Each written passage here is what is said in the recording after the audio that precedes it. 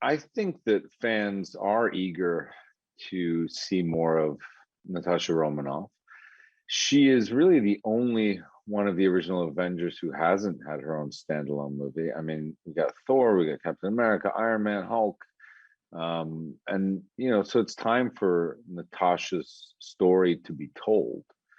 And I think that fans of these movies really want to hear more about her past, which has been shrouded in a lot of mystery, the Red Room and what she's been through as a human being. And I think fans are eager to see that.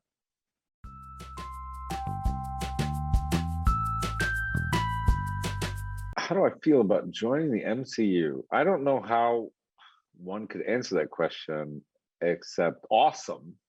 Uh, it's really great. I mean, I would do. I love these movies, and I think that Marvel and the MCU do them better than anybody.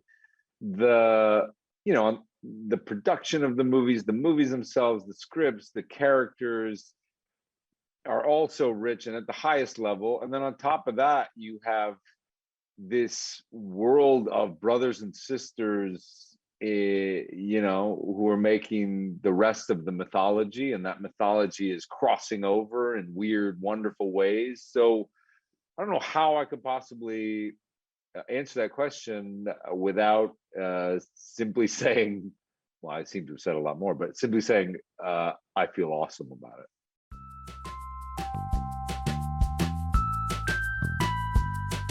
The Alexi Shostakov plays a very unique, particular role in Natasha's life. You'll see a lot about Natasha, and this guy holds he really holds a special place in her life, in her heart, in what she's been through. And the film gets to explore her as a younger woman, and then after the events of Civil War and when she's become an Avenger. And it explores, the choices that this guy's made in his life. And they have to come together in this movie, and they have to revisit a lot of this rich past that they've had.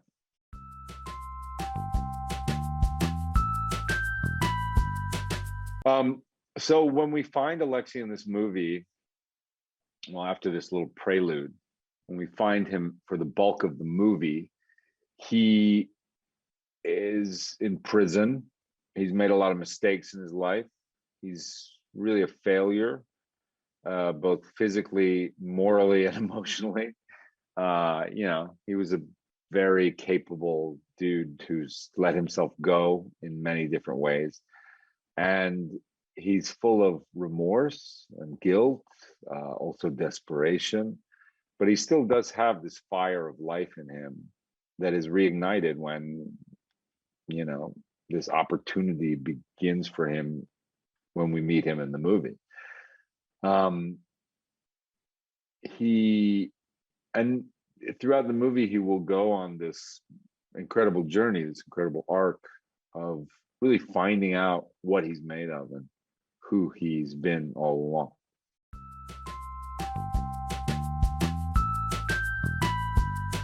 I really adore Kate Shortland, the director of this movie. She,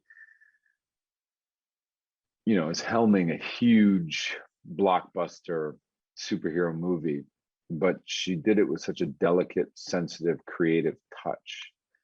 She is primarily more of an independent director, and she tells very human stories.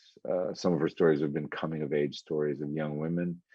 I think she was really the perfect director for this project because she really created a vibe on set that felt comfortable and collaborative and safe to take risks, and really put the women characters first, which I feel like this story needed. But also, was in love with a character like Alexi, and didn't shortchange him in any way for some sort of agenda.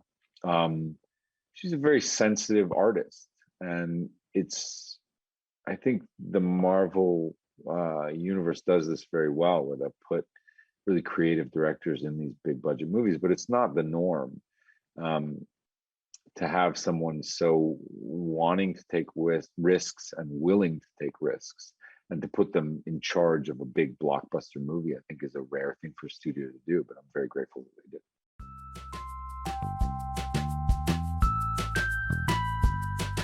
So the stunts and the action is huge in this movie, unlike anything I've ever done.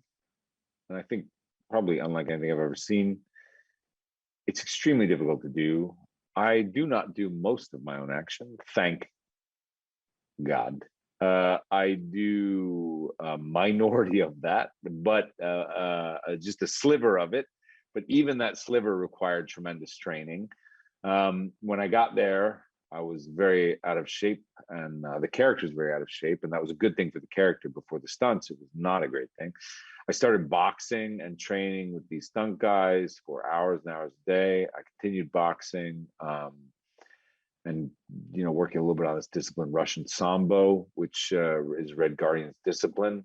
And you just work really hard. I mean, the great thing about my particular training was that I don't have to get into superhero shape with this character. He is a big guy, and he's meant to be a big guy. So it wasn't really about eating a certain diet and having abs or whatever. It was more just about being able to do this very difficult physical stuff.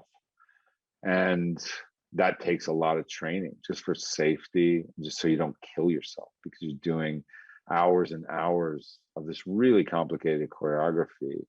And you're doing it with guys that are a lot faster and stronger than you are. So you try to get sort of in the best strength, best, flexibility and strength of your life so you can keep up.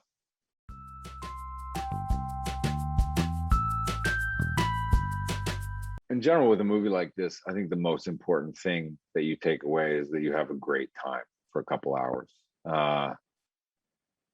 It's in its essence, these movies are about fantasy and about a mythology. And so what you're really meant to do is dissolve and let all the cares of your life and all the concerns sort of melt away and just be taken on an emotional roller coaster that takes you through humor and pathos and also like tense action and ultimately good versus evil, which are these concepts that we, our narratives love to prop up against each other, and it makes us feel good when good defeats evil. It's just a really warm, nice feeling. So ultimately, the biggest thing I want you to take from this is a big smile off your face when you go home and have to deal with your life again, like we all do.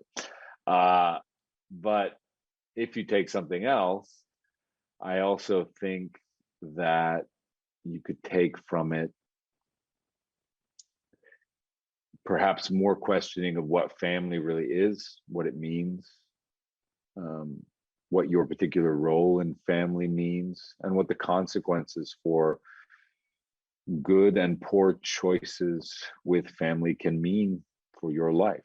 Because I think the film explores a lot of what it means to be a sister or a father or a mother or a daughter, and what the consequences are for good choices amidst that and bad choices. Thank you for watching. Head to sarahscoop.com for more of the scoop on your favorite things.